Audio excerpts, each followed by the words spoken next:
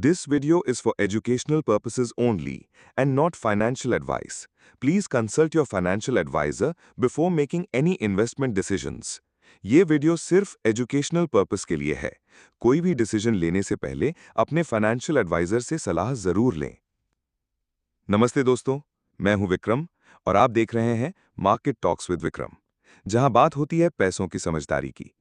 अगर आप नए हैं चैनल पर तो सब्सक्राइब जरूर करें ताकि मार्केट की हर इंपॉर्टेंट अपडेट आप तक टाइम पर पहुंचती रहे। आज का दिन इंडियन मार्केट के लिए काफी नेगेटिवली वॉलेटाइल रहा। सेंसेक्स ने लगभग 375 पॉइंट्स की गिरावट के साथ क्लोज किया 82,259 के आसपास। निफ्टी ने 100 पॉइंट्स के नीचे गिरकर 25,111 पर क्लोजिंग दी और निफ्टी बैंक में भी प्रेशर बना रहा। 340 पॉइंट्स के गिरावट के साथ 56,828 पर बंद हुआ। तीनों मेजर इंडिसेस रेड जोन में बंद हुए। अब सवाल ये उठता है कि जब global cues specially US markets सुबह तक पॉजिटिव थे, तो फिर इंडियन मार्केट इतना वीक क्यों दिखा? सबसे बड़ा रीजन रहा profit booking at higher levels. Market ने लगातार रैली की थी और जब इंडेक्स ऑल टाइम हाई पे होता है तो थोड़ा सा भी डाउट या ग्लोबल अनसर्टेनिटी से प्रॉफिट बुकिंग शुरू हो जाती है। एफआईआईज ने भी आज सेलिंग कंटिन्यू रखी। यूएस में इंटरेस्ट रेट कट्स को लेकर क्लैरिटी अभी भी नहीं है और फेड की कमेंट्री अभी भी न्यूट्रल जोन में ही है। इस अनसर्टेनिटी के चलते global investors risk of mode में दिख रहे हैं। दूसरी तरफ ऑयल प्राइसेस रीसेंट सेशंस में स्पाइक कर रहे हैं। ब्रेंट क्रूड जब प्रेशर बनाता है तो इमर्जिंग मार्केट्स स्पेशली इंडिया थोड़ा डिफेंसिव हो जाता है।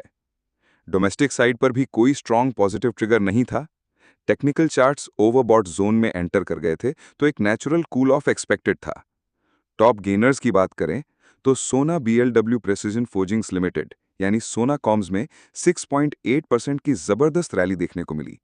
कंपनी का फोकस इलेक्ट्रिक व्हीकल्स और हाइब्रिड मोबिलिटी सॉल्यूशंस पर शिफ्ट हो रहा है। ग्लोबल स्ट्रेटेजिक टाइप्स की रिपोर्ट्स ने इन्वेस्टर कॉन्फिडेंस को काफी बूस्ट दिया।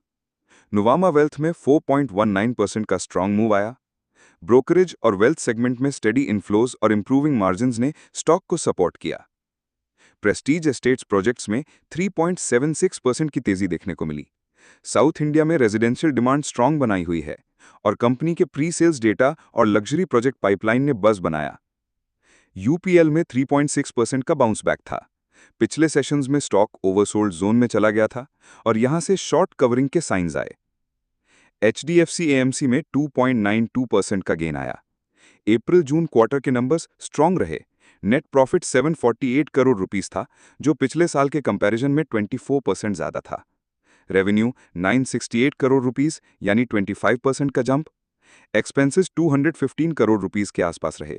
ऑपरेटिंग लेवरेज इंप्रूव हुआ है और एएएम यानी एसेट अंडर मैनेजमेंट अब 8.3 लाख करोड़ के करीब पहुंच गया है, जो म्यूचुअल फंड इंडस्ट्री के लिए एक स्ट्रांग स्ट्रक्चरल सिग्नल है। अब बात करते हैं टॉप लूजर्स की, तो न्यूजन सॉफ्टवेयर टेक्नोलॉजीज में 6.03% की गिरावट आई। आईटी सेक्टर पे ओवरऑल प्रेशर था और न्यूजन का वैल्यूएशन पहले से ही एलिवेटेड था, इसलिए करेक्शन थोड़ा शार्प रहा। भारत डायनामिक्स में 3.28% का डिप देखने को मिला। रीसेंट रैली के बाद डिफेंस स्टॉक्स में टेक्निकल कूल ऑफ एक्सपेक्टेड था और फिलहाल फ्रेश ऑर्डर्स की कोई मेजर अपडेट नहीं आई है। स्वैन एनर्जी में 2.85% की गिरावट रही। एलएनजी बिजनेस को लेकर कुछ कंसर्न सामने आ रहे हैं और स्टॉक में शॉर्ट टर्म ट्रेडर्स का एग्जिट प्रेशर भी देखने को मिला। टेक महिंद्रा में 2.75% की गिरावट नोटवर्दी रही। कंपनी ने फाइनेंशियल ईयर 2025-26 के पहले क्वार्टर में 1141 करोड़ रुपीस का नेट प्रॉफिट रिपोर्ट किया, जो पिछले साल के सेम क्वार्टर के कंपैरिजन में 34% ज्यादा था। लेकिन मार्केट एक्सपेक्टेशन 1211 करोड़ रुपीस थी और कंपनी उससे नीचे रही। रेवेन्यू 13,315 करोड़ रुपीस रहा, जो 2.7% का ग्रोथ है, लेकिन एनालिस्ट एस्टिमेट 13,374 करोड़ रुपीस से मार्जिनली मिस हुआ। अमेरिकाज रीजन में डिस्क्रिशनरी स्पेंडिंग सॉफ्ट थी, स्पेशली ऑटो और मैन्युफैक्चरिंग सेगमेंट्स में वीकनेस रही।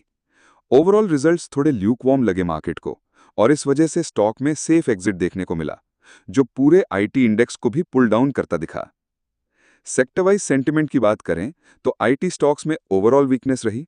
टेक महिंद्रा के म्यूटेड रिजल्ट्स ने सेंटिमेंट को ड्रैग किया। बैंकिंग सेक्टर फ्लैट रहा। निफ्टी बैंक में बायर्स का एब्सेंस क्लियरली दिख रहा था। रियल एस्टेट और एग्री इनपुट्स जैसे सेक्टर्स में सिलेक्टिव बाइंग दिखी, यानी capital rotation growth oriented names की तरफ हो रही है। एफएमसीजी, ऑटो, पावर जैसे डिफेंसिव सेक्टर्स में म्यूटेड एक्टिविटी रही। ट्रेडर्स होल्ड मोड में नजर आए, नहीं पैनिक सेलिंग थी, नहीं एग्रेसिव बाइंग। तो ओवरऑल सेंटिमेंट अभी कॉशियस है। मार्केट ने एक हेल्दी पॉज लिया है आफ्टर अ स्ट्रॉन्ग रैली। अगर ग्लोबल क्यूज क्लियरर नहीं होते तो साइडवेज या माइल्डली नेगेटिव ट्रेंड कुछ दिन और चलता रहेगा।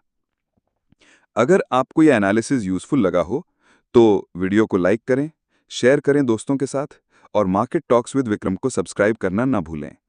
Smart trading, safe investing. जय हिंद।